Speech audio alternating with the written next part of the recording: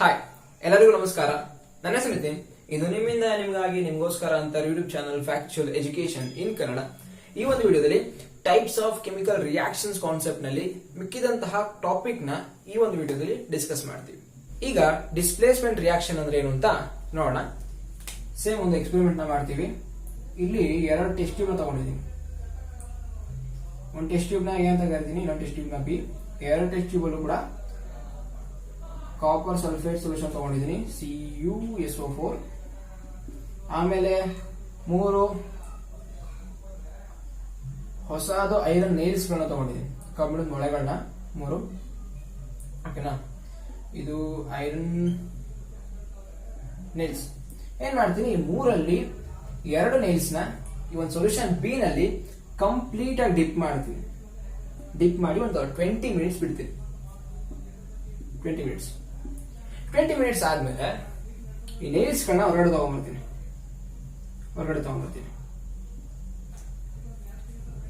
ಈ ನೇಲ್ಸ್ ನ ಈ ಥರ್ಡ್ ಒನ್ ಇತ್ತಲ್ಲ, ಡಿಪ್ ಮಾಡಿಲ್ಲದೆ ಇರೋದು, ಒಟ್ಟು ಟೋಟಲ್ 3 ಅಂತ ಹೇಳಿದೆ, ಅದ್ರಲ್ಲಿ 2 ಮಾತ್ರ ಡಿಪ್ ಮಾಡಿದ್ವಿ, ಇನ್ನೊಂದು ಹಾಗೆ ಇದೆ. ಅದಕ್ಕೆ ಈ 2ನ್ನ ಕಂಪೇರ್ ಮಾಡ್ತೀವಿ. ಕಂಪೇರ್ ಮಾಡಿದಾಗ ಗೊತ್ತಾಗುತ್ತೆ, ಈ ಡಿಪ್ ಮಾಡಿರೋ ಐರನ್ ನೇಲ್ಸ್ ಗಳು ಸ್ವಲ್ಪ ಮಟ್ಟಿಗೆ ಬ್ರೌನ್ ಕಲರ್ ಆಗಿ ಚೇಂಜ್ ಆಗಿರುತ್ತೆ. ಅಷ್ಟೇ ಅಲ್ಲ, ಈ ಒಂದು ಸೊಲ್ಯೂಷನ್, ಈಗ ಬಿ ಸೊಲ್ಯೂಷನ್ ಅಲ್ಲಿ ನಾವು ಐರನ್ ನೇಲ್ಸ್ ನ ಡಿಪ್ ಮಾಡಿ ತೆಗ್ದಿದೀವಿ. ತೆಗೆದ ಮೇಲೆ ಬಿ ಸೊಲ್ಯೂಷನ್ ಎ ಸೊಲ್ಯೂಷನ್ ಗೆ ಕಂಪೇರ್ ಮಾಡ್ತೀವಿ. ನಾರ್ಮಲ್ ಆಗಿ ಕಾಪರ್ ಸಲ್ಫೇಟ್ ಸೊಲ್ಯೂಷನ್ ಬಂದು ಬ್ಲೂ ಕಲರ್ ಇರುತ್ತೆ, ಕರೆಕ್ಟಾ? ಮುಂಚೆ ಎರಡೂ ಕೂಡ ಒಂದೇ ಕಲರ್ ಇರುತ್ತೆ, ಯಾಕಂದ್ರೆ ಈಕ್ವಲ್ ಅಮೌಂಟ್ ಅಲ್ಲಿ ತಗೊಂಡಿದ್ವಿ. ಕಾಪರ್ ಸಲ್ಫೇಟ್ ಎರಡೂ ಬ್ಲೂ ಇತ್ತು.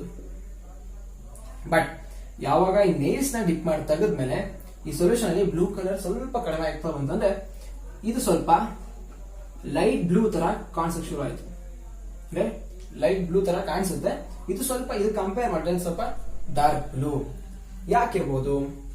ಯಾಕೇಳಿ, ಒಂದು ಸೊಲ್ಯೂಷನ್ ಬ್ಲೂ ಆಗಿ ಕಾಣಬೇಕು ಅಂದ್ರೆ ಕಾಪರ್ ಸಲ್ಫೇಟ್ ಒಂದು ಮಾಲಿಕ್ಯೂಲ್ ಇಂದ, ಈ ಕಾಪರ್ ಸಲ್ಫೇಟ್ ಇರೋದ್ರಿಂದಾನೇ ಆ ಸೊಲ್ಯೂಷನ್ ಬ್ಲೂ ಕಲರ್ ಕಾಣಿಸ್ತಾ ಇರೋದು, ಕರೆಕ್ಟಾ?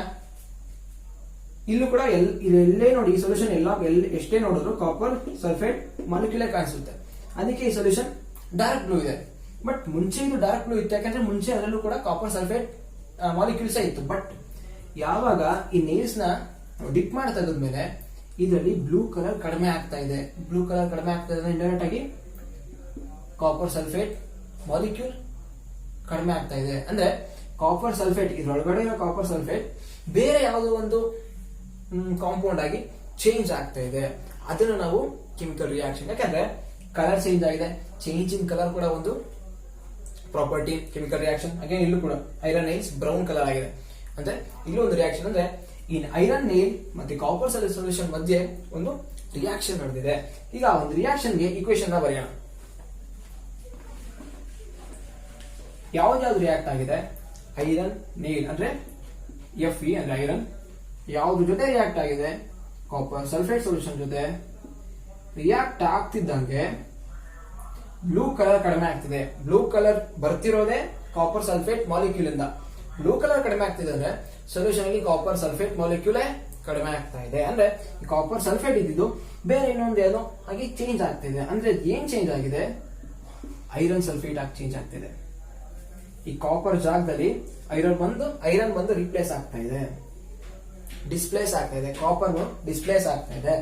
ಆ ಕಾಪರ್ ಹೊರಗಡೆ ಬರ್ತಾ ಇದೆ. ಈ ಒಂದು ಕಾಂಪೌಂಡ್ ನಿಂದ ಕಾಪರ್ ಹೊರಗಡೆ ಬರ್ತಾ ಇದೆ. ಸೊ ಈಗ ಈ ಒಂದು ಸೊಲ್ಯೂಷನ್ ಅಲ್ಲಿ ಕಾಪರ್ ಸಲ್ಫೇಟು ಇದೆ, ಐರನ್ ಸಲ್ಫೇಟು ಇದೆ. ಈಗ ಏನಾದ್ರೂ ಇನ್ನೂ ಸ್ವಲ್ಪ ಜಾಸ್ತಿ ಅವ್ರು ಬಿಟ್ಟಿದ್ರೆ ಆಲ್ಮೋಸ್ಟ್ ಎಲ್ಲಾ ಕಾಪರ್ ಸಲ್ಫೇಟು ಐರನ್ ಸಲ್ಫೇಟ್ ಆಗ್ತಿತ್ತು. ಆಗ ಬ್ಲೂ ಕಲರ್ನೆಸ್ ಇನ್ನೂ ಕಡಿಮೆ ಆಗ್ತಾ ಇತ್ತು. ಈಗ ಕಲರ್ ಚೇಂಜ್ ಆಗೋದಕ್ಕೆ ಕಾರಣ ಇಷ್ಟೇ, ಕಾಪರ್ ಸಲ್ಫೇಟ್ ಎಲ್ಲ ಐರನ್ ಸಲ್ಫೇಟ್ ಆಗಿ ಚೇಂಜ್ ಆಗ್ತಿದೆ. ಐರನ್ ಸಲ್ಫೇಟ್ ಬ್ಲೂ ಕಲರ್ ಕೊಡೋದಿಲ್ಲ, ಕಾಪರ್ ಸಲ್ಫೇಟ್ ಇದ್ರೇನೆ ಬ್ಲೂ ಕಲರ್. ಈ ಬ್ಲೂ ಕಲರ್ ಕಡಿಮೆ ಆಗ್ತಿದೆ ಅಂದ್ರೆ ಎಲ್ಲಾ ಕಾಪರ್ ಸಲ್ಫೇಟ್ ಐರನ್ ಜೊತೆ ರಿಯಾಕ್ಟ್ ಆಗಿ ಐರನ್ ಸಲ್ಫೇಟ್ ಆಗ್ತಿದೆ. ಕಾಪರ್ ಬಂದ್ಬಿಟ್ಟು ಒಂದು ಐರನ್ ನೇಲ್ ಮೇಲೆ ಡೆಪಾಸಿಟ್ ಆಗುತ್ತೆ. ಅದಕ್ಕೇನೆ ಐರನ್ ನೇಲ್ ಬಂದು ಬ್ರೌನ್ ಕಲರ್ ಆಗ್ತಿತ್ತು. ಯಾಕಂದ್ರೆ ನಾರ್ಮಲ್ ಆಗಿದ್ದಂತ ಐರನ್ ನೇಲ್ ಮೇಲೆ ಕಾಪರ್ ಬಂದು ಡೆಪಾಸಿಟ್ ಆದಾಗ ಅದು ಬ್ರೌನ್ ಕಲರ್ ಆಗ್ತಿತ್ತು. ಬ್ರೌನ್ ಕಲರ್ ರೀಸನ್ ಆ ಒಂದು ಸರ್ಫೇಸ್ ಮೇಲೆ ಕಾಪರ್ ಐಟಮ್ ಬಂದು ಡೆಪಾಸಿಟ್ ಆಗ್ತಿದ್ದು. ಈ ಒಂದು ರಿಯಾಕ್ಷನ್ ಈ ರೀತಿ ರಿಯಾಕ್ಷನ್ ನಾವು ಡಿಸ್ಪ್ಲೇಸ್ಮೆಂಟ್ ರಿಯಾಕ್ಷನ್ ಅಂತ ಕರಿತೀವಿ. ಯಾಕೆ ಡಿಸ್ಪ್ಲೇಸ್ಮೆಂಟ್ ಅಂತ ಕರಿತೀವಿ? ಇದೊಂದು ಕಾಂಪೌಂಡ್, ಕಾಪರ್ ಸಲ್ಫೇಟ್ ಒಂದು ಕಾಂಪೌಂಡ್. ಈ ಒಂದು ಕಾಂಪೌಂಡ್ ಅಲ್ಲಿ Cu ಜಾಗಕ್ಕೆ Cu ಡಿಸ್ಪ್ಲೇಸ್ ಆಗಿ ಆ ಜಾಗಕ್ಕೆ ಐರನ್ ಬರ್ತಾ ಇದೆ. ಸೊ ಕಾಪರ್ ಸಲ್ಫೇಟ್ ಇದ್ದಿದ್ದು ಐರನ್ ಸಲ್ಫೇಟ್ ಆಗ್ತಿದೆ. ಇಲ್ಲಿ ಯಾವ ರೀತಿ Fe ಅನ್ನೋ ಒಂದು ಸಪರೇಟ್ ಆಟಮ್ ಇತ್ತು, ಅದೇ ರೀತಿ ಕಾಪರ್ ಸಪರೇಟ್ ಆಗುತ್ತೆ. ಅಂದ್ರೆ CuSO4 ಇದ್ದಿದ್ದು FeSO4 ಆಗುತ್ತೆ. ಕಾಪರ್ ಜಾಗಕ್ಕೆ ಐರನ್ ಬರ್ತಾ ಇದೆ. ಸೊ ಇದನ್ನ ನಾವು ಡಿಸ್ಪ್ಲೇಸ್ಮೆಂಟ್ ರಿಯಾಕ್ಷನ್, ಡಿಸ್ಪ್ಲೇಸ್ಮೆಂಟ್ Cu ಜಾಗಕ್ಕೆ Fe ಬರ್ತಾ ಇದೆ. ಸೊ ಡಿಸ್ಪ್ಲೇಸ್ಮೆಂಟ್ ಅಥವಾ ರಿಪ್ಲೇಸ್ಮೆಂಟ್ ಅಂತ ಹೇಳ್ಬೋದು. Cu ಜಾಗಕ್ಕೆ Fe ಬರ್ತಾ ಇದೆ. ಸೊ ಇಂತಹ ರಿಯಾಕ್ಷನ್ಸ್ ಗಳು ನಾವು ಡಿಸ್ಪ್ಲೇಸ್ಮೆಂಟ್ ರಿಯಾಕ್ಷನ್ ಅಂತ ಡೆಫಿನಿಷನ್ ವೈಸ್ ಹೋದ್ರೆ the reaction in which one element is replaced or displaced by another element in a compound. ಈಗ ಈ ಕಾಂಪೌಂಡ್ ತಗೊಳ್ತೀವಿ ಅಂದ್ರೆ ಇದರಲ್ಲಿ ಕಾಪರ್ ಜಾಗಕ್ಕೆ ಐರನ್ ರಿಪ್ಲೇಸ್ ಆಗಿದೆ, ಅದಕ್ಕೆ ಐರನ್ ಸಲ್ಫೇಟ್ ಬಂದಿದೆ, ಅದಕ್ಕೆ ಇದನ್ನ ಡಿಸ್ಪ್ಲೇಸ್ಮೆಂಟ್ ರಿಯಾಕ್ಷನ್ ಅಂತ ಕರಿತೀವಿ. ಓಕೆ, ಇನ್ನು ಎಕ್ಸಾಂಪಲ್ ಗಳಿದಾವೆ. ಇನ್ನೊಂದು ಯಾವುದು ಅಂದ್ರೆ Zn, ಐರನ್ ಜಾಗಕ್ಕೆ Zn ಇದೆ. Zn plus CuSO4 same solution ತಗೊಂಡಿದ್ವಿ, ಕಾಪರ್ ಸಲ್ಫೇಟ್. ಈಗ CuSO4 ಕಾಂಪೌಂಡ್ ನಲ್ಲಿ ಕಾಪರ್ ಜಾಗಕ್ಕೆ ಜಿಂಕ್ ರಿಪ್ಲೇಸ್ಮೆಂಟ್ ಆಗುತ್ತೆ. ಸೊ ಈಗ ಜಿಂಕ್ ಸಲ್ಫೇಟ್ ಬರುತ್ತೆ, ಜೊತೆಗೆ ಕಾಪರ್ ಸಪರೇಟ್ ಆಗಿ. ಇದನ್ನು ಕೂಡ ಡಿಸ್ಪ್ಲೇಸ್ಮೆಂಟ್ ರಿಯಾಕ್ಷನ್ ಅಂತ ಕರಿತೀವಿ. ಇಲ್ಲಿ Zn ಮತ್ತೆ Cu ಕಂಪೇರ್ ಮಾಡಿದ್ರೆ ಜಿಂಕ್ ಕಾಪರ್ ಗಿಂತ ಜಾಸ್ತಿ ರಿಯಾಕ್ಟಿವ್, ಅಂದ್ರೆ ಇದನ್ನ ರಿಯಾಕ್ಟಿವಿಟಿ ಹೇಳ್ತಿರೋದು, ರಿಯಾಕ್ಟಿವಿಟಿ ಕಂಪೇರ್ ಮಾಡ್ತಾ ಇರೋದು. ಇಲ್ಲೂ ಕೂಡ ಅಷ್ಟೇ, ಐರನ್ ಕಾಪರ್ ಗಿಂತ ಜಾಸ್ತಿ ರಿಯಾಕ್ಟಿವಿಟಿನ ಕಂಪೇರ್ ಮಾಡ್ತಾ ಇದ್ದೀವಿ. ಓಕೆನಾ? ಈ ಸೊಲ್ಯೂಷನ್ ಅಲ್ಲಿ ಆಕ್ಚುಲಿ ಏನಾಗುತ್ತೆ ಅಂದ್ರೆ, ಈಗ ಇಲ್ಲಿ ಮೂರಿದೆಯಲ್ಲ, ಒಟ್ಟು Fe2+ ಇರುತ್ತೆ, Cu2+ ಇರುತ್ತೆ, SO4 2- ಇರುತ್ತೆ. ಒಂದು ಸೊಲ್ಯೂಷನ್ ಅಲ್ಲಿ ಆ ಮೂರು ರೀತಿಯ ಅಯಾನ್ಸ್ ಗಳು ಇರುತ್ತೆ. SO4 2- ಜೊತೆ ಬಾಂಡ್ ಮಾಡ್ಕೊಳ್ಳೋದಕ್ಕೆ ಐರನ್ ಮತ್ತೆ ಕಾಪರ್ ಎರಡಕ್ಕೂ ಕಾಂಪಿಟೇಷನ್ ಕ್ರಿಯೇಟ್ ಆಗುತ್ತೆ. ಅಂದ್ರೆ SO4 2- ಜೊತೆ ಅಂದ್ರೆ ಕಾಪರ್ ಸಲ್ಫೇಟ್ ಡಿಸೋಸಿಯೇಟ್ ಆಗಿರುತ್ತೆ Cu2+ SO4 2- ಆಗಿ. ಅದ್ರ ಜೊತೆಗೆ ಐರನ್ ನೈಲ್ ಡಿಪ್ ಮಾಡಿದ ತಕ್ಷಣ ಐರನ್ ನೈಲ್ ಇಂದನೂ ಕೂಡ Fe2+ ಅಯಾನ್ಸ್ ಗಳು ಸೊಲ್ಯೂಷನ್ ಬರ್ತವೆ. ಆಗ SO4 2- ಜೊತೆಗೆ ಬಾಂಡ್ ಮಾಡ್ಕೊಳ್ಳೋದಕ್ಕೆ Fe2+ ಮತ್ತೆ Cu2+ ಮಧ್ಯೆ ಕಾಂಪಿಟೇಷನ್ ಕ್ರಿಯೇಟ್ ಆಗುತ್ತೆ. ಈ ಎರಡರಲ್ಲಿ ಅಂದ್ರೆ Cu2+ ಮತ್ತೆ Fe2+ ಅಲ್ಲಿ Fe2+ ತುಂಬಾ ರಿಯಾಕ್ಟಿವ್, ಇದು ಕಂಪೇರ್ ಮಾಡಿದ್ರೆ ತುಂಬಾ ಸ್ಟ್ರಾಂಗ್ ಅಥವಾ ಮೋರ್ ರಿಯಾಕ್ಟಿವ್ ಆಗಿರುತ್ತೆ. ಸೊ ಅದಕ್ಕೆ Fe2+ SO4 2- ಜೊತೆಗೆ ಈಸಿಯಾಗಿ ಬಾಂಡ್ ಮಾಡ್ಕೊಂಡ್ಬಿಡುತ್ತೆ Cu2+ ಗೆ ಕಂಪೇರ್ ಮಾಡಿದ್ರೆ. ಅದಕ್ಕೆ ಏನಾಗುತ್ತೆ, FeSO4 ಫಾರ್ಮೇಶನ್ ಆಗುತ್ತೆ. ಅಕಸ್ಮಾತ್ Fe ಗಿಂತ Cu ಏನಾದ್ರೂ ಮೋರ್ ರಿಯಾಕ್ಟಿವ್ ಆಗಿದ್ರೆ ಈ ರಿಯಾಕ್ಷನ್ ಆಗ್ತಾನೆ ಇರಲಿಲ್ಲ, Cu ಜಾಗಕ್ಕೆ Fe ಬರ್ತಾನೆ ಇರಲಿಲ್ಲ. ಆದ್ರೆ ಕಂಪೇರ್ ಮಾಡಿ ನೋಡಿ, Cu ಗಿಂತ Fe ಜಾಸ್ತಿ ರಿಯಾಕ್ಟಿವ್ ಆಗಿದೆ. ಅಂದ್ರೆ Cu ಗಿಂತ Fe ಈಸಿಯಾಗಿ SO4 2- ಜೊತೆ ಬಾಂಡ್ ಮಾಡ್ಕೊಳ್ಳುತ್ತೆ Fe2+. ಸೊ ಅದಕ್ಕೆ ಇವೆರಡು ಬಾಂಡ್ ಫಾರ್ಮೇಶನ್ ಆಗಿ FeSO4 ಫಾರ್ಮೇಶನ್ ಆಗುತ್ತೆ. ಇದು ಎರಡು ಎಲೆಕ್ಟ್ರಾನ್ ಗೇನ್ ಮಾಡಿಕೊಂಡು Cu ಆಗಿ ಕನ್ವರ್ಟ್ ಆಗುತ್ತೆ. ಇಲ್ಲೂ ಅಷ್ಟೇನೆ Zn2+ ಬರುತ್ತೆ ಸೊಲ್ಯೂಷನ್ ಅಲ್ಲಿ, Cu2+ ಇರುತ್ತೆ, SO4 2- ಇರುತ್ತೆ. ಇಲ್ಲೂ ಅಷ್ಟೇ ಈ ಎರಡರ ಮಧ್ಯೆ ಕಾಂಪಿಟೇಷನ್ ಕ್ರಿಯೇಟ್ ಆಗುತ್ತೆ. ಆದ್ರೆ ಇದು ತುಂಬಾ more reactive in compare to Cu2+. So ಇದು ಈಸಿಯಾಗಿ SO4 2- ಜೊತೆ ಬಾಂಡ್ ಫಾರ್ಮೇಶನ್ ಮಾಡ್ಕೊಂಡು ZnSO4 ಫಾರ್ಮೇಶನ್ ಆಗುತ್ತೆ. ಇದು ಎರಡು ಎಲೆಕ್ಟ್ರಾನ್ಸ್ ನ ಸೊಲ್ಯೂಷನ್ ಅಲ್ಲಿ ಗೇನ್ ಮಾಡ್ಕೊಂಡು ಎರಡು ಎಲೆಕ್ಟ್ರಾನ್ಸ್ ನ ತಗೊಂಡು Cu ಆಗಿ ಸೊಲ್ಯೂಷನ್ ಅಲ್ಲಿ ಬರುತ್ತೆ. ಇದು ಕೂಡ ಒಂದು ಎಕ್ಸಾಂಪಲ್ ಆಯ್ತು. ಈಗ ಮೂರನೇದು ಇನ್ನೊಂದು ಎಕ್ಸಾಂಪಲ್ ಕೊಟ್ಟಿದ್ದಾರೆ ನಮ್ಮ ಟೆಕ್ಸ್ಟ್ ಬುಕ್ ಅಲ್ಲಿ. CuPb lead plus CuCl2 reaction ಆದ್ಮೇಲೆ ನೋಡಿ, ಇಲ್ಲೂ ಅಷ್ಟೇ Cu ಜಾಗಕ್ಕೆ Pb ಬರುತ್ತೆ. ಓಕೆನಾ? PbCl2 plus Cu. ಇಲ್ಲೂ ಅಷ್ಟೇನೆ Pb2+ ಇನ್ Cu2+ Cl-. ಓಕೆನಾ? ಈ ಎರಡು ಮತ್ತೆ ಕಾಂಪಿಟೇಷನ್ ಕ್ರಿಯೇಟ್ ಆಗುತ್ತೆ ಐರನ್ ಕಾಪರ್ ಮತ್ತೆ ಲೆಡ್ ನಡುವೆ. ಆದ್ರೆ ಕಾಪರ್ ಗಿಂತ ಲೆಡ್ ಜಾಸ್ತಿ ರಿಯಾಕ್ಟಿವ್, ಅಂದ್ರೆ ಈಸಿಯಾಗಿ ಇದು ಕಂಪೇರ್ ಮಾಡಿದ್ರೆ ಕ್ಲೋರಿನ್ ಜೊತೆ ಈಸಿಯಾಗಿ ಬಾಂಡ್ ಫಾರ್ಮೇಶನ್ ಮಾಡ್ಕೊಳ್ಳುತ್ತೆ. ಅದಕ್ಕೆ ಏನಾಗುತ್ತೆ, Pb ಹೋಗಿ ಎರಡು ಕ್ಲೋರಿನ್ ಆಟಮ್ ಜೊತೆ ಬಾಂಡ್ ಫಾರ್ಮೇಶನ್ ಮಾಡ್ಕೊಂಡು PbCl2 ಅಂದ್ರೆ ಒಂದು ಲೆಡ್ ಆಟಮ್ ಜೊತೆಗೆ ಎರಡು ಕ್ಲೋರಿನ್ ಆಟಮ್ ಬಾಂಡ್ ಆಗಿದೆ. ಈಗ ಏನ್ ಮಾಡುತ್ತೆ, ಸೊಲ್ಯೂಷನ್ ಅಲ್ಲಿ ಎರಡು ಎಲೆಕ್ಟ್ರಾನ್ಸ್ ತಗೊಂಡು ಕಾಪರ್ 2+ ಇದ್ದು ಕಾಪರ್ ಆಗಿ ಸೊಲ್ಯೂಷನ್ ಬರುತ್ತೆ. ಇದಿಷ್ಟು ಡಿಸ್ಪ್ಲೇಸ್ಮೆಂಟ್ ರಿಯಾಕ್ಷನ್. ಈಗ ಡಬಲ್ ಡಿಸ್ಪ್ಲೇಸ್ಮೆಂಟ್ ರಿಯಾಕ್ಷನ್ ಅಂತ ಏನು ಅಂತ ನೋಡೋಣ. ಸೇಮ್ ಎರಡು ಟೆಸ್ಟ್ ಟ್ಯೂಬ್ ನ ತಗೊಳ್ತೀನಿ. ಒಂದು ಟೆಸ್ಟ್ ಟ್ಯೂಬ್ ಅಲ್ಲಿ ಸೋಡಿಯಂ ಸಲ್ಫೇಟ್ ಸೊಲ್ಯೂಷನ್ ತಗೊಂಡಿದ್ದೀನಿ, ಇನ್ನೊಂದರಲ್ಲಿ ಬೇರಿಯಂ ಕ್ಲೋರೈಡ್ ಸೊಲ್ಯೂಷನ್ ತಗೊಂಡಿದ್ದೀನಿ. ಈ ಸೋಡಿಯಂ ಸಲ್ಫೇಟ್ ಮತ್ತೆ ಬೇರಿಯಂ ಕ್ಲೋರೈಡ್ ಎರಡು ಕೂಡ ಸಾಲ್ಟ್ಗಳು. ಸೊ ಇದನ್ನ ಸೊಲ್ಯೂಷನ್ ಮಾಡ್ತೀವಿ ಅಂದಾಗ ಅವೆರಡು ಡಿಸೋಸಿಯೇಟ್ ಆಗುತ್ತೆ. ಈಗ Na2SO4 ಇದ್ದಿದ್ದು ನಾವು ಸೊಲ್ಯೂಷನ್ ಮಾಡಿದಾಗ ಅಂದ್ರೆ ವಾಟರ್ ಆಡ್ ಮಾಡಿ ಎಕ್ವೆ ಸೊಲ್ಯೂಷನ್ ಮಾಡಿದಾಗ ಒಂದು ಅಯಾನ್ಸ್ ಗಳಾಗಿ ಡಿಸೋಸಿಯೇಟ್ ಆಗುತ್ತೆ. 2Na+ ಅಯಾನ್ಸ್ ಮತ್ತೆ ಒಂದು SO4 2- ಬೇರಿಯಂ ಕ್ಲೋರೈಡ್ ಬಂದ್ರೆ Ba2+ 2Cl-. ಈ ರೀತಿ ಈ ಒಂದು ಸೊಲ್ಯೂಷನ್ ಅಲ್ಲಾಗ್ಲೇ, ಈಗ ಇದನ್ನ ಸೊಲ್ಯೂಷನ್ ಅಂತ ಅಂದ್ಕೊಂಡ್ರೆ ಈ ಸೊಲ್ಯೂಷನ್ ಅಲ್ಲಾಗ್ಲೇ Na+ ಅಯಾನ್ಸ್ ಇರುತ್ತೆ, SO4 2- ಅಯಾನ್ಸ್ ಇರುತ್ತೆ. ಬಟ್ ಓವರ್ ಆಲ್ ಇದನ್ನ ನಾವು Na2SO4 ಸೊಲ್ಯೂಷನ್ ಅಂತ ಕರಿತೀವಿ. ಈಗಾಗಲೇ ಸೊಲ್ಯೂಷನ್ ಅಲ್ಲಾಗ್ಲೇ ಈ ಅಯಾನ್ಸ್ಗಳು ಡಿಸೋಸಿಯೇಟ್ ಆಗಿ ಇರುತ್ತೆ. ಇವೆಲ್ಲ Na+ SO4 2- ಅಯಾನ್ಸ್ಗಳು ಸೊಲ್ಯೂಷನ್ ಅಲ್ಲಿ ಇರುತ್ತೆ.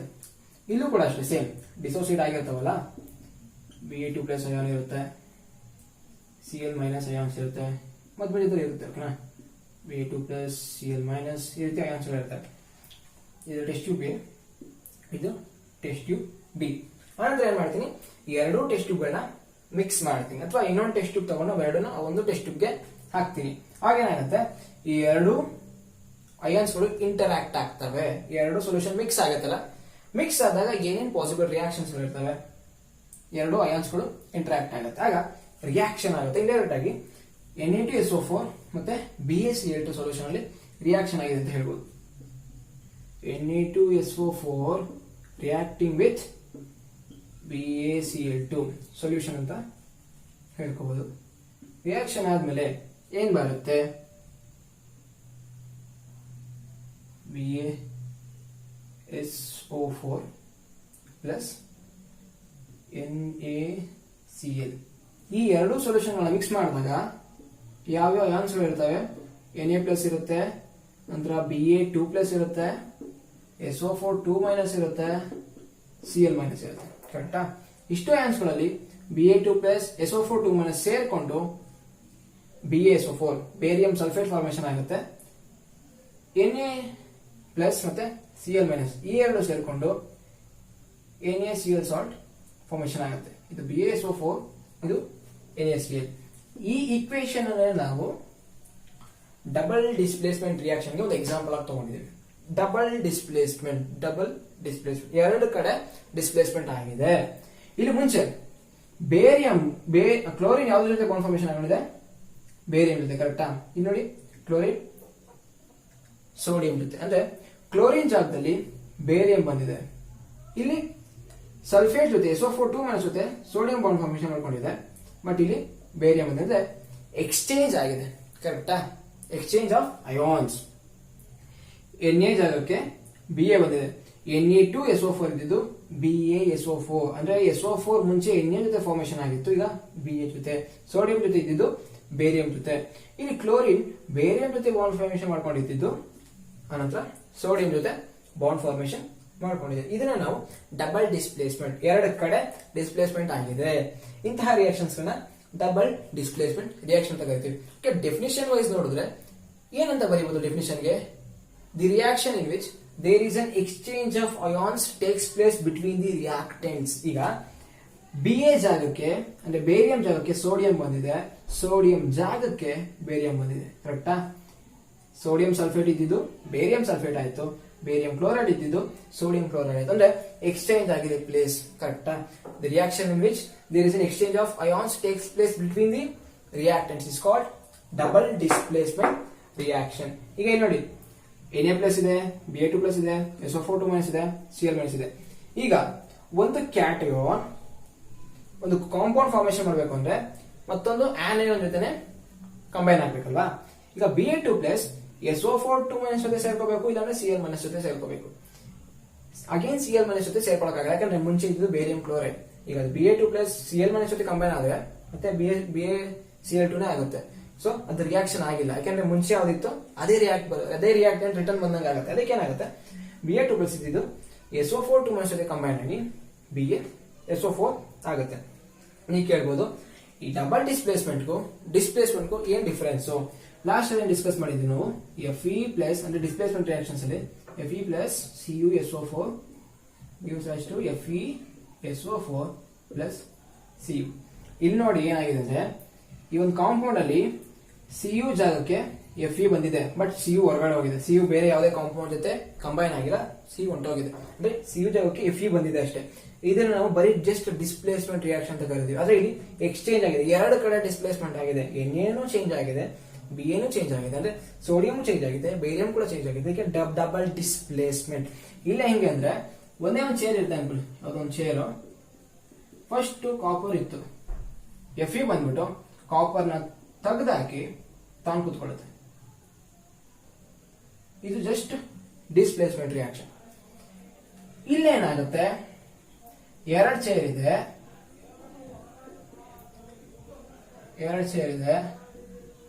ಒಂದ್ ಚೇರ್ ಅಲ್ಲಿ Na ಇತ್ತು, ಇನ್ನೊಂದ್ ಚೇರ್ ಅಲ್ಲಿ ಸೋಡಿಯಂ ಇತ್ತು, ಇದರ ಕಡೆ ಬೇರಿಯಂ ಇತ್ತು.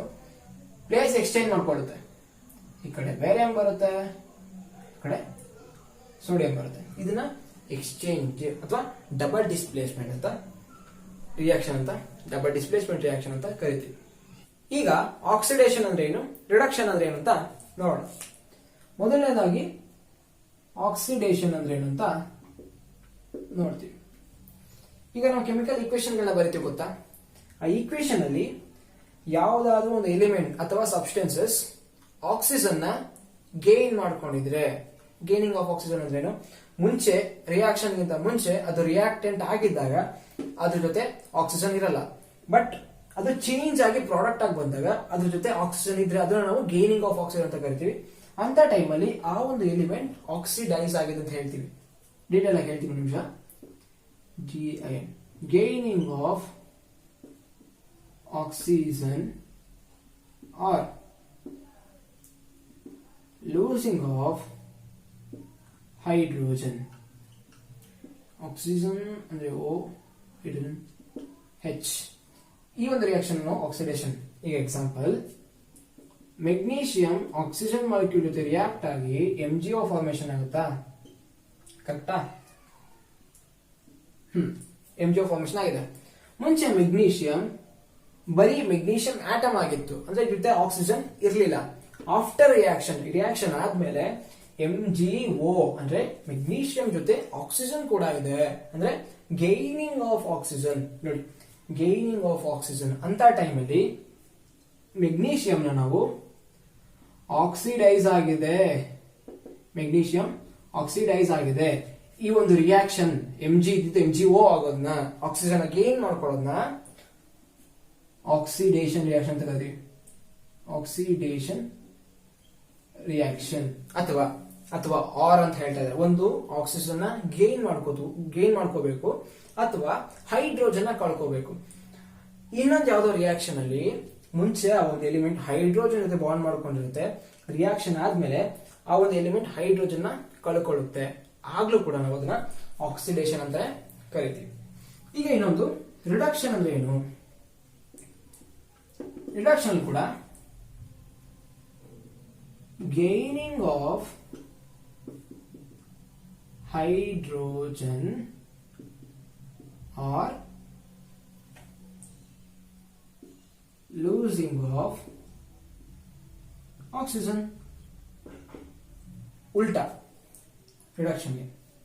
ಈಗ ಎಕ್ಸಾಂಪಲ್, CuO ಕಾಪರ್ ಆಕ್ಸೈಡ್ ಇದೆ, ಇದನ್ನ ಹೀಟ್ ಮಾಡಿದಾಗ ಕಾಪರ್ ಮೆಟಲ್ ಆಗಿ ಮತ್ತೆ ಆಕ್ಸಿಜನ್ ಸಪರೇಟ್ ಆಗಿ ಬರುತ್ತೆ. ಓಕೆನಾ? ಇಲ್ಲಿ ನೋಡಿ, ಮುಂಚೆ ಕಾಪರ್ ಆಕ್ಸಿಜನ್ ಜೊತೆ ಬಾಂಡ್ ಮಾಡ್ಕೊಂಡಿದೆ, ರಿಯಾಕ್ಷನ್ ಆದ್ಮೇಲೆ ಬರೀ ಕಾಪರ್ ಮಾತ್ರ ಇದೆ, ಅಂದ್ರೆ ಇಲ್ಲಿ ಕಾಪರ್ ಜೊತೆಗೆ ಆಕ್ಸಿಜನ್ ಇಲ್ಲ, ಆಕ್ಸಿಜನ್ ಕಳ್ಕೊಂಡಿದೆ. Losing of oxygen. Losing of oxygen ಅಂದ್ರೆ ಈಗ ಕಾಪರ್ ಏನಾಗಿದೆ, ರೆಡ್ಯೂಸ್ ಆಗಿದೆ. ಈ ರೀತಿ ಆಕ್ಸಿಜನ್ ಕಾಪರ್ ಕಳ್ಕೊಳ್ಳೋದನ್ನ ಏನಂತ ಕರಿತೀವಿ, ರಿಡಕ್ಷನ್ ರಿಯಾಕ್ಷನ್ ಅಂತ ಕರಿತೀವಿ ಅಥವಾ ರಿಡಕ್ಷನ್ ಅಂತ ಕರಿತೀವಿ.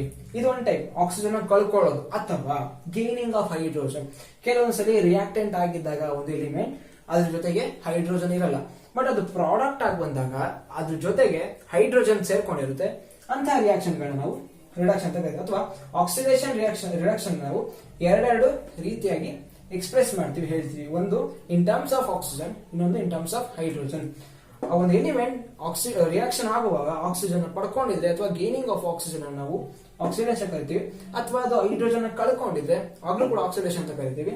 ಇನ್ನೊಂದು ಹೇಳ್ತೀವಿ ರಿಡಕ್ಷನ್ ಅಲ್ಲಿ, ಒಂದು ರಿಯಾಕ್ಷನ್ ಆಗುವಾಗ ಆ ಎಲಿಮೆಂಟ್ ಹೈಡ್ರೋಜನ್ ಪಡ್ಕೊಂಡಿದ್ರೆ ರಿಡಕ್ಷನ್ ಅಂತ ಕರಿತೀವಿ. ಅಥವಾ ಗೇನಿಂಗ್ ಆಫ್ ಹೈಡ್ರೋಜನ್ ರಿಡಕ್ಷನ್ ಅಂತ ಕರಿತೀವಿ.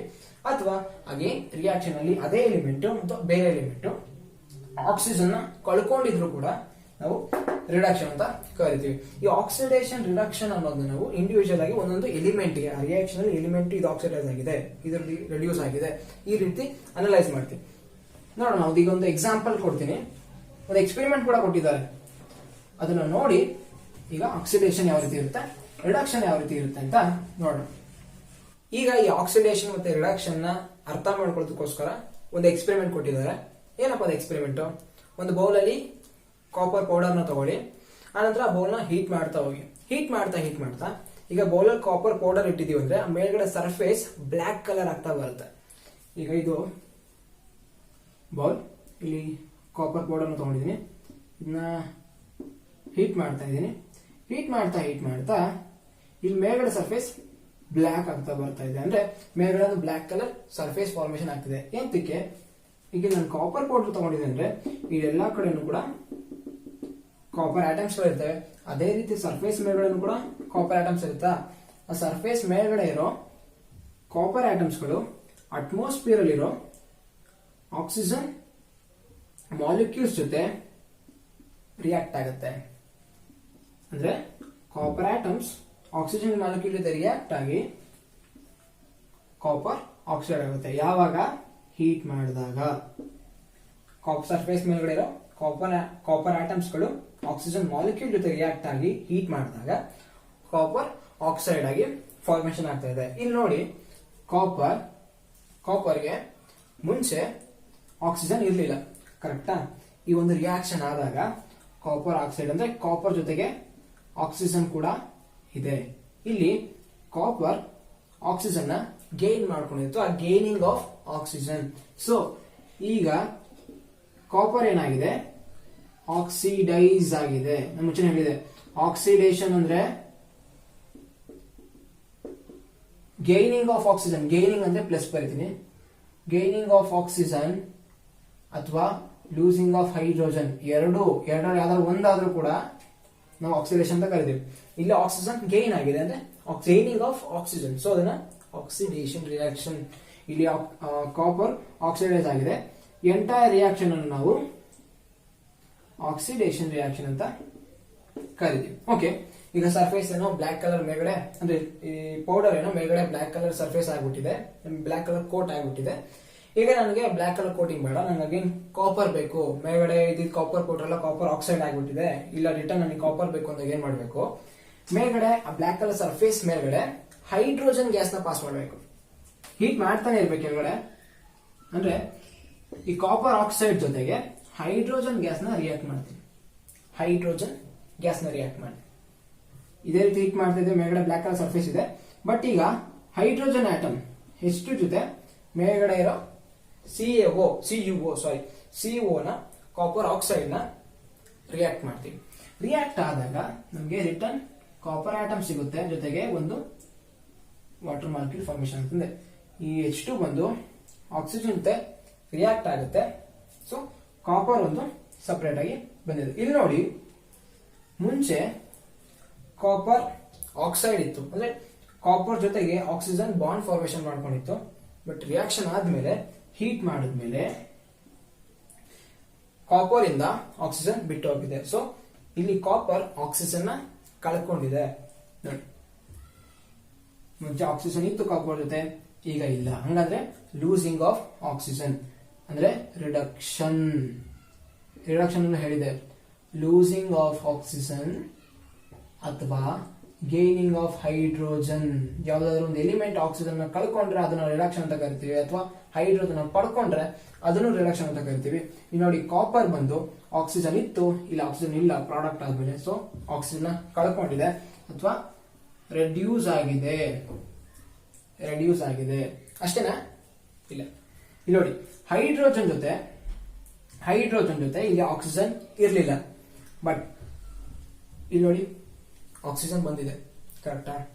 ಮುಂಚೆ ಹೈಡ್ರೋಜನ್ ಜೊತೆ ಆಕ್ಸಿಜನ್ ಇರಲಿಲ್ಲ, ಬಟ್ ಇಲ್ಲಿ H2O ಜೊತೆ ಆಕ್ಸಿಜನ್ ಇದೆ. ಅಂದ್ರೆ ಹೈಡ್ರೋಜನ್ ಆಕ್ಸಿಜನ್ ನ ಗೇನ್ ಮಾಡ್ಕೊಂಡಿದೆ. ಇಲ್ಲಿ ಹೈಡ್ರೋಜನ್ ಆಕ್ಸಿಜನ್ ನ ಗೇನ್ ಮಾಡ್ಕೊಂಡಿದೆ, ಅಂದ್ರೆ ಗೇನಿಂಗ್ ಆಫ್ ಆಕ್ಸಿಜನ್. ಅಂದ್ರೆ ಇಲ್ಲೇನಾಗಿದೆ, ಹೈಡ್ರೋಜನ್ ಬಂದು ಆಕ್ಸಿಡೈಸ್ ಆಗಿದೆ. ಅದಕ್ಕೆ ಹೇಳಿದ್ ನಾನು ಇಂಡಿವಿಜುವಲ್ ಆಗಿ ಒಂದೊಂದು ಎಲಿಮೆಂಟ್ ಹೇಳ್ತೀವಿ. ಇಲ್ಲಿ ಕಾಪರ್ ಅಲ್ಲಿ ಆಕ್ಸಿಜನ್ ಇತ್ತು, ಇಲ್ಲಿ ಆಕ್ಸಿಜನ್ ಇಲ್ಲ. ಲೂಸಿಂಗ್ ಆಫ್ ಆಕ್ಸಿಜನ್ ಅಂದ್ರೆ ರೆಡ್ಯೂಸ್ ಆಗಿದೆ. ಕಾಪರ್ ಬಂದು ರೆಡ್ಯೂಸ್ ಆಗಿದೆ. ಇಲ್ಲಿ ಹೈಡ್ರೋಜನ್ ನೋಡಿ, ಹೈಡ್ರೋಜನ್ ಜೊತೆ ಮುಂಚೆ ಆಕ್ಸಿಜನ್ ಇರಲಿಲ್ಲ, ಇಲ್ಲಿ ಆಕ್ಸಿಜನ್ ಬಂದಿದೆ. ಗೇನಿಂಗ್ ಆಫ್ ಆಕ್ಸಿಜನ್ ಅಂದ್ರೆ ಹೈಡ್ರೋಜನ್ ಆಕ್ಸಿಡೈಸ್ ಆಗಿದೆ. ನೋಡಿ, gaining of oxygen, hydrogen oxidise ಆಗಿದೆ. ಲೂಸಿಂಗ್ ಆಫ್ ಆಕ್ಸಿಜನ್, ಇಲ್ಲಿ ಕಾಪರ್ ಆಕ್ಸಿಜನ್ ಕಳ್ಕೊಂಡಿದೆ, ಇದು ರೆಡ್ಯೂಸ್ ಆಗಿದೆ. ಅದಕ್ಕೆ ಇದು ರೆಡ್ಯೂಸ್ ಆಗಿದೆ, ಕಾಪರ್ ರೆಡ್ಯೂಸ್ ಆಗಿದೆ, ಆಕ್ಸಿಜನ್ ಕಳ್ಕೊಂಡಿರೋದಕ್ಕೆ ಹೈಡ್ರೋಜನ್ ಆಕ್ಸಿಜನ್ ಪಡ್ಕೊಂಡಿದೆ. ಮುಂಚೆ H2 ಇತ್ತು, H2O ಆಗಿದೆ, ಅಂದ್ರೆ ಆಕ್ಸಿಜನ್ ಗೇನ್ ಮಾಡ್ಕೊಂಡಿದೆ. So oxidise. ಮುಂಚೆ ಹೇಳಿದಂಗೆ ಇಲ್ಲಿ ಬರೀ ಆಕ್ಸಿಡೈಸ್ ಆಗಿದ್ದು ಕಾಪರ್, ಅದಕ್ಕೆ ಎಂಟೈರ್ ರಿಯಾಕ್ಷನ್ ಆಕ್ಸಿಡೇಷನ್ ರಿಯಾಕ್ಷನ್ ಅಂತ ಕರೆದಿದ್ವಿ. ಬಟ್ ಈಗ ನೋಡಿ, ಈ ಒಂದು ಈಕ್ವೇಶನ್ ಅಲ್ಲಿ ಒಂದು ಎಲಿಮೆಂಟ್ ಕಾಪರ್ ರೆಡ್ಯೂಸ್ ಆಗಿದೆ, ಇನ್ನೊಂದು ಹೈಡ್ರೋಜನ್ ಆಕ್ಸಿಡೈಸ್ ಆಗಿದೆ. ಈಗ ಈ ರಿಯಾಕ್ಷನ್ ಅಂತ ಕರಿಬೇಕು ನಾವು, ರೆಡಾಕ್ಸ್ ರಿಯಾಕ್ಷನ್ ಅಂತ ಕರಿತೀವಿ. ಇಂಥ ರಿಯಾಕ್ಷನ್ಗಳನ್ನ ರೆಡಾಕ್ಸ್ ರಿಯಾಕ್ಷನ್. ಯಾಕಂದ್ರೆ ಈ ರಿಯಾಕ್ಷನ್ ಅಲ್ಲಿ ಆಕ್ಸಿಡೇಷನ್ ಆಗಿದೆ, ಯಾಕಂದ್ರೆ ಹೈಡ್ರೋಜನ್ ಆಕ್ಸಿಜನ್ ಗೇನ್ ಮಾಡ್ಕೊಂಡಿದೆ. ರಿಡಕ್ಷನ್ ಕೂಡ ಆಗಿದೆ, ಕಾಪರ್ ಆಕ್ಸಿಜನ್ ಕಳ್ಕೊಂಡಿದೆ. ಸೊ ಯಾವ ಒಂದು ರಿಯಾಕ್ಷನ್ ಅಲ್ಲಿ ಆಕ್ಸಿಡೇಷನ್ ಮತ್ತೆ ರಿಡಕ್ಷನ್ ಎರಡೂ ಕೂಡ ಆದ್ರೆ ಅಂತ ರಿಯಾಕ್ಷನ್ಗಳನ್ನ ನಾವು ರೆಡಾಕ್ಸ್ ರಿಯಾಕ್ಷನ್ ಅಥವಾ ಆಕ್ಸಿಡೇಷನ್ ರಿಡಕ್ಷನ್ ರಿಯಾಕ್ಷನ್ ಅಂತ ಕರಿತೀವಿ. ಅಥವಾ ರೆಡಾಕ್ಸ್ ರಿಯಾಕ್ಷನ್ ಬದಲು ಆಕ್ಸಿಡೇಷನ್ ರಿಡಕ್ಷನ್ ರಿಯಾಕ್ಷನ್ ಅಂತನೂ ಬರೀಬಹುದು. ಬಟ್ ಇಂಪಾರ್ಟೆಂಟ್ ಅಂದ್ರೆ ರೆಡಾಕ್ಸ್ ರಿಯಾಕ್ಷನ್ ಅಂತಾನೆ ಮೆನ್ಷನ್ ಮಾಡಬೇಕು. ರೆಡಾಕ್ಸ್ ರಿಯಾಕ್ಷನ್ ಅಂದ್ರೇನು, ಒಂದು ರಿಯಾಕ್ಷನ್ ಅಲ್ಲಿ ಬೋತ್ ಆಕ್ಸಿಡೇಷನ್ ಮತ್ತೆ ರೆಡಾಕ್ಸ್ ರಿಯಾಕ್ಷನ್ ಎರಡು ಆಗುತ್ತೆ. ಈಗ ಇದು ರಿಯಾಕ್ಷನ್ ಅಂತ ಅನ್ಕೊಂಡ್ರೆ CuO plus H2 gives H2, Cu plus H2O. ಇದರಲ್ಲಿ ಕಾಪರ್ ರೆಡ್ಯೂಸ್ ಆಗಿದೆ ಅಥವಾ ರಿಡಕ್ಷನ್ ಆಗಿದೆ, ಹೈಡ್ರೋಜನ್ ಆಕ್ಸಿಡೈಸ್ ಆಗಿದೆ ಅಥವಾ ಆಕ್ಸಿಡೇಷನ್ ಆಗಿದೆ. ಸೊ ಎರಡು ಒಟ್ಟಿಗೆ ಆಗಿರೋದ್ರಿಂದ ಈ ರಿಯಾಕ್ಷನ್ ಅಲ್ಲಿ ಇದನ್ನ ನಾವು ರೆಡಾಕ್ಸ್ ರಿಯಾಕ್ಷನ್ ಅಂತ ಕರಿತೀವಿ. ಈಗ ನಿಮ್ಗೆ ಗೊತ್ತಾಗಿದೆ ರೆಡಾಕ್ಸ್ ರಿಯಾಕ್ಷನ್ ಅಂದ್ರೆ ಏನು. ಯಾವ ಒಂದು ರಿಯಾಕ್ಷನ್ ಅಲ್ಲಿ ಆಕ್ಸಿಡೇಷನ್ ಮತ್ತೆ ರಿಡಕ್ಷನ್ ಎರಡು ಒಟ್ಟಿಗೆ ಆಗುತ್ತೋ ಅಂತಹ ರಿಯಾಕ್ಷನ್ಗಳನ್ನ ಎಂತ ರೆಡಾಕ್ಸ್ ರಿಯಾಕ್ಷನ್ ಅಂತ ಕರಿತೀವಿ. ಮತ್ತೆ ಇದು ಗೊತ್ತಾಗಿದೆ ಆಕ್ಸಿಡೇಷನ್ ಅಂದ್ರೇನು, ರಿಡಕ್ಷನ್ ಅಂದ್ರೇನು, ಎರಡು ನೆನ್ಪಿಟ್ಕೊಳ್ಳಿ. ಇಲ್ಲಿ ನಾನು ಇನ್ ಟರ್ಮ್ಸ್ ಆಫ್ ಆಕ್ಸಿಜನ್ ಮಾತ್ರ ಹೇಳಿದ್ದೀನಿ. ಅಂದ್ರೆ ಎರಡು ರಿಯಾಕ್ಷನ್ ಕೂಡ ಒಂದು ಆಕ್ಸಿಜನ್ ಪಡ್ಕೊಂಡಿದೆ, ಇನ್ನೊಂದು ಆಕ್ಸಿಜನ್ ಕಳ್ಕೊಂಡಿದೆ. ಇದನ್ನು ಕೂಡ ಕೇಳಬಹುದು. ಕೆಲವು ರಿಯಾಕ್ಷನ್ ಅಲ್ಲಿ ಹೈಡ್ರೋಜನ್ ಕಳ್ಕೊಳ್ಳುತ್ತೆ, ಕೆಲವು ರಿಯಾಕ್ಷನ್ ಅಲ್ಲಿ ಹೈಡ್ರೋಜನ್ ಪಡ್ಕೊಳ್ಳುತ್ತೆ. ಆಗ್ಲೂ ಕೂಡ ಕಳ್ಕೊಂಡ್ರೆ ಆಕ್ಸಿಡೇಷನ್ ಅಂತ ಹೇಳ್ತೀವಿ, ಪಡ್ಕೊಂಡ್ರೆ ಗೇನ್ ಆದ್ರೆ ರಿಡಕ್ಷನ್ ಅಂತ ಹೇಳ್ತೀವಿ. ಈಗ ರೆಡಾಕ್ಸ್ ರಿಯಾಕ್ಷನ್ಗೆ ಟೆಕ್ಸ್ಟ್ ಬುಕ್ ಅಲ್ಲಿ ಇನ್ನೂ ಎರಡು ಎಕ್ಸಾಂಪಲ್ ನ ಕೊಟ್ಟಿದ್ದಾರೆ ಬೇರೆವು. ಯಾವುದು, zinc oxide react with carbon, ZnO ಈಗ ಡಿಸ್ಕಸ್ ಮಾಡಿದ್ವಲ್ಲ ಅದು ಒಂದು. CuO plus first H2 heat ಮಾಡಿದಾಗ ಅದು Cu ಪ್ಲಸ್ H2 ಇದು ಫಸ್ಟ್ ಆದ್ರೆ, ಸೆಕೆಂಡ್ ಒಂದು ಜಿಂಕ್ ಆಕ್ಸೈಡ್ ಕಾರ್ಬನ್ ಜೊತೆ ರಿಯಾಕ್ಟ್ ಆದ್ರೆ ಏನ್ ಬರುತ್ತೆ, ಜಿಂಕ್ ಸಪರೇಟ್ ಆಗುತ್ತೆ, zinc plus carbon monoxide CO. ಈಗಿಲ್ಲ ಅನಲೈಸ್ ಮಾಡಿ ಯಾವುದು ಆಕ್ಸಿಡೈಸ್ ಆಗಿದೆ ಯಾವುದು ರೆಡ್ಯೂಸ್ ಆಗಿದೆ. ಫಸ್ಟ್ ಜಿಂಕ್ ತಗೊಳ್ಳೋಣ. ಇಲ್ಲಿ ZnO, ಇಲ್ಲಿ Z10 ಅಂದ್ರೆ ಜಿಂಕು ಆಕ್ಸಿಜನ್ ನ ಕಳ್ಕೊಂಡಿದೆ, ಅಥವಾ ಲೂಸಿಂಗ್ ಆಫ್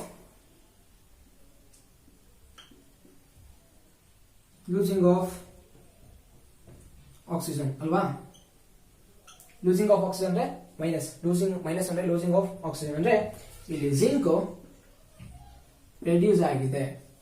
ಕಾರ್ಬನ್ ನೋಡಿ, ಮುಂಚೆ ಕಾರ್ಬನ್ ಜೊತೆ ಆಕ್ಸಿಜನ್ ಇರಲಿಲ್ಲ, ಇಲ್ಲಿ ಕಾರ್ಬನ್ ಮೊನಾಕ್ಸೈಡ್ ಅಲ್ಲಿ ಕಾರ್ಬನ್ ಜೊತೆ ಆಕ್ಸಿಜನ್ ಬಾಂಡ್ ಮಾಡ್ಕೊಂಡಿದೆ ಅಥವಾ ಗೇನಿಂಗ್ ಆಫ್ ಆಕ್ಸಿಜನ್. ಇದು ಗೇನಿಂಗ್ ಆಫ್ ಆಕ್ಸಿಜನ್ ನಾವೇಂತ ಕರಿತೀವಿ, ಆಕ್ಸಿಡೇಷನ್. ಸೊ ಆಕ್ಸಿಡೈಸ್ ಆಗಿದೆ, ಇದು ರಿಡಕ್ಷನ್.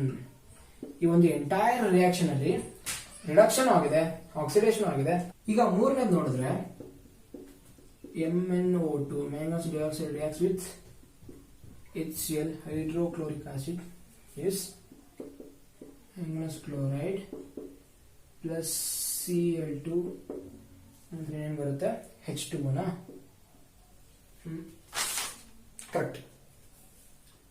ಈಗ ಇಲ್ಲಿ ನೋಡಿ, ಇದರಲ್ಲಿ ಒಂದು ಎಲಿಮೆಂಟ್ ಆಕ್ಸಿಡೈಸ್ ಆಗಿರುತ್ತೆ, ಇನ್ನೊಂದು ರೆಡ್ಯೂಸ್ ಆಗಿರುತ್ತೆ. ಐಡೆಂಟಿಫೈ ಮಾಡೋಣ ಯಾವ್ದು ಆಕ್ಸಿಡೈಸ್ ಆಗಿದೆ ಯಾವ್ದು ರೆಡ್ಯೂಸ್ ಆಗಿದೆ ಅಂತ. ಫಸ್ಟ್ ಮ್ಯಾಂಗನಸ್ ನೋಡೋಣ. ಎರಡರಲ್ಲೂ ಮ್ಯಾಂಗನಸ್ ಇದೆ. ಇಲ್ಲಿ ಈ ಒಂದು ಕಾಂಪೌಂಡ್ ಅಲ್ಲಿ ಮ್ಯಾಂಗನಸ್ ಜೊತೆ ಆಕ್ಸಿಜನ್ ಇದೆ. ಇಲ್ಲಿ ನೋಡಿ, ಮ್ಯಾಂಗನಸ್ ಜೊತೆ ಆಕ್ಸಿಜನ್ ಇಲ್ಲ, losing of oxygen. Losing of oxygen ನಾವು ರಿಡಕ್ಷನ್ ಅಂತ ಕರಿತೀವಿ. ಅಂದ್ರೆ ಮ್ಯಾಂಗನಸ್ ಇಲ್ಲಿ ರೆಡ್ಯೂಸ್ ಆಗಿದೆ, ಈ ಒಂದು ರಿಯಾಕ್ಷನ್ ರಿಡಕ್ಷನ್ ಅಂತ ಕರಿತೀವಿ.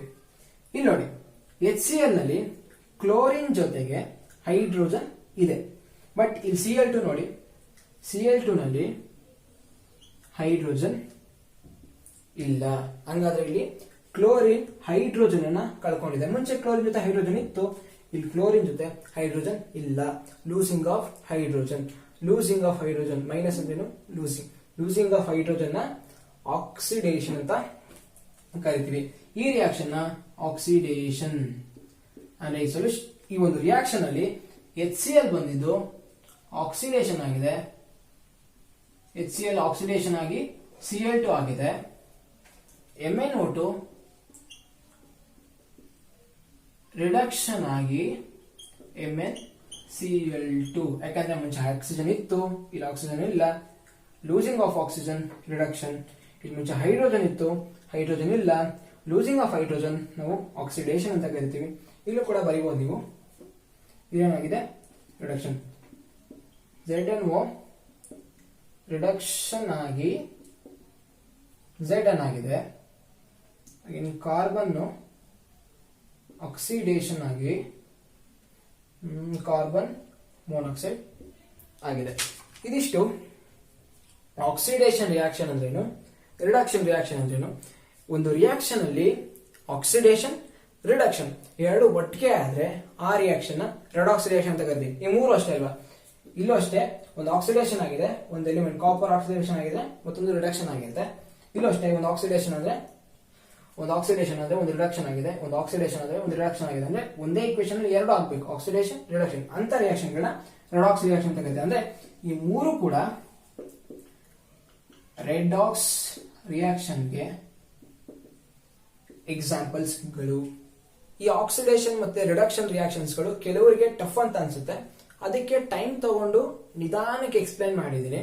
ಈಗ ನೆಕ್ಸ್ಟ್ ಕಾನ್ಸೆಪ್ಟ್ ಬಂದು ಆಕ್ಸಿಡೇಷನ್ ರಿಯಾಕ್ಷನ್ಸ್ ಇನ್ ಎವ್ರಿಡೇ ಲೈಫ್. ಒಂದು ಕೊರೋಷನ್, ಇನ್ನೊಂದು ರಾನ್ಸಿಡಿಟಿ. ಕೊರೋಷನ್ ಅಂದ್ರೆ ಮಾಮೂಲಿ ರಸ್ಟಿಂಗ್ ಆಫ್ ಐರನ್ ಒಂದು ಎಕ್ಸಾಂಪಲ್. ನಾವು ಯಾವ್ದಾದ್ರು ಒಂದು ಐರನ್ ಮಟೀರಿಯಲ್ ನ ಅಟ್ಮಾಸ್ಫಿಯರ್ ಅಲ್ಲಿ ಜಾಸ್ತಿ ನಾವು ಬಿಟ್ಟಿದೀವಿ ಅಂದ್ರೆ 1 month 2 months 3 months ಹಂಗೆ ಬಿಟ್ರಿ ಅಂದ್ರೆ ಆ ಒಂದು ಮಟೀರಿಯಲ್ ಮೇಲೆ, ಐರನ್ ಮೇಲೆ ಬ್ರೌನ್ ಕಲರ್ ಕೋಟಿಂಗ್ ಆಗುತ್ತೆ. ಅದನ್ನ ನಾವು ರಸ್ಟಿಂಗ್ ಆಫ್ ಐರನ್ ಅಂತ ಕರಿತೀವಿ. ಏನಾಗುತ್ತೆ, ಇಲ್ಲಿ ಐರನ್ ಆಟಮ್ಸ್ ಗಳು ಆಕ್ಸಿಡೈಸ್ ಆಗಿ ಒಂದು ಬ್ರೌನ್ ಕಲರ್ ಕೋಟಿಂಗ್ ಫಾರ್ಮೇಶನ್ ಆಗುತ್ತೆ. ಅದು ಇನ್ ಕೇಸ್ ಆಫ್ ಐರನ್ಸ್ ಅಲ್ಲಿ. ಬರೀ ಐರನ್ ಮಾತ್ರ ಅಲ್ಲ, ಇನ್ನು ಕೆಲವು ಮೆಟಲ್ ಗಳು ಕೂಡ ಕೊರೋಷನ್ ಆಗುತ್ತೆ. ಸಿಲ್ವರ್ ಆಗುತ್ತೆ, ಕಾಪರ್ ಆಗುತ್ತೆ.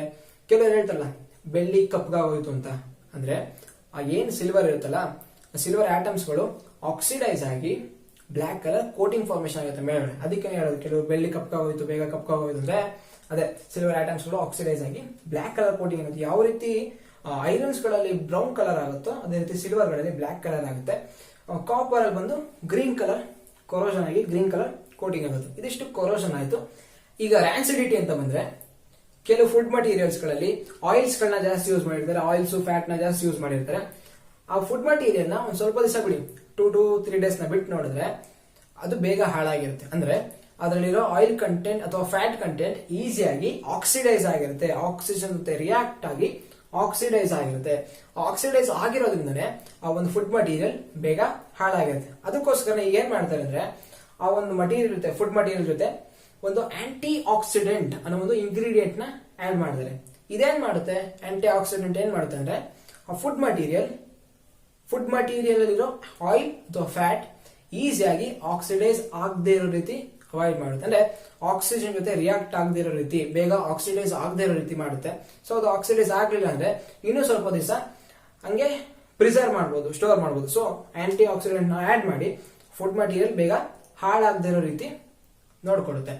ಇದಿಷ್ಟು ಈ ಒಂದು ಲೆಸನ್ ನಾವು ಡಿಸ್ಕಸ್ ಮಾಡಿದ್ವಿ. ಏನೇ ಡಿಸ್ಕಸ್ ಮಾಡಿದ್ವಿ? ಕೆಮಿಕಲ್ ರಿಯಾಕ್ಷನ್ ನೋಡಿದ್ವಿ, ಈಕ್ವೇಷನ್ಸ್ ಗಳು ಯಾವ ರೀತಿ ಬ್ಯಾಲೆನ್ಸ್ ಮಾಡೋದನ್ನ ನೋಡಿದ್ವಿ, ಟೈಪ್ಸ್ ಆಫ್ ಕೆಮಿಕಲ್ ರಿಯಾಕ್ಷನ್ ನೋಡಿದ್ವಿ, ಆನಂತರ ಕೊರೋಷನ್, ರ್ಯಾನ್ಸಿಡಿಟಿ ಬಗ್ಗೆ ನೋಡಿದ್ವಿ, ಆಕ್ಸಿಡೇಷನ್, ರಿಡಕ್ಷನ್ ಇವೆಲ್ಲ ಡಿಸ್ಕಸ್ ಮಾಡಿದ್ವಿ. ಇಲ್ಲಿಗೆ ಈ ಒಂದು ಲೆಸನ್ ಕಂಪ್ಲೀಟ್ ಆಗಿದೆ. ಅಂದ್ರೆ ಕೆಮಿಕಲ್ ರಿಯಾಕ್ಷನ್ಸ್ ಅಂಡ್ ಈಕ್ವೇಷನ್ಸ್ ಈ ಒಂದು ಲೆಸನ್ ಇಲ್ಲಿಗೆ ಕಂಪ್ಲೀಟ್ ಆಗಿದೆ. ನೆಕ್ಸ್ಟ್ ವಿಡಿಯೋದಲ್ಲಿ ಆಸಿಡ್, ಬೇಸಿಸ್ ಅಂಡ್ ಸಾಲ್ಟ್ ಈ ಒಂದು ಲೆಸನ್ ಸ್ಟಾರ್ಟ್ ಮಾಡ್ತೀನಿ. ಈ ವಿಡಿಯೋದಲ್ಲಿ ಎಕ್ಸ್ಪ್ಲೈನ್ ಮಾಡಿದ್ದು ನಿಮ್ಗೆ ಅರ್ಥ ಆಗಿದ್ರೆ ಒಂದು ಲೈಕ್ ಮಾಡಿ, ನಿಮ್ ಫ್ರೆಂಡ್ಸ್ಗೆಲ್ಲ ಶೇರ್ ಮಾಡಿ, ಹಾಗೂ ಇದುವರೆಗೂ ಚಾನಲ್ಗೆ ಸಬ್ಸ್ಕ್ರೈಬ್ ಆಗಿಲ್ಲ ಅಂದ್ರೆ ದಯವಿಟ್ಟು ಸಬ್ಸ್ಕ್ರೈಬ್ ಆಗಿ ಹಾಗೂ ಬೆಲ್ ಐಕಾನ್ ಅಲ್ಲಿ ಕ್ಲಿಕ್ ಮಾಡಿ ಆಲ್ ಅಂತ ಕೊಡೋದನ್ನ ಮರಿಬೇಡಿ.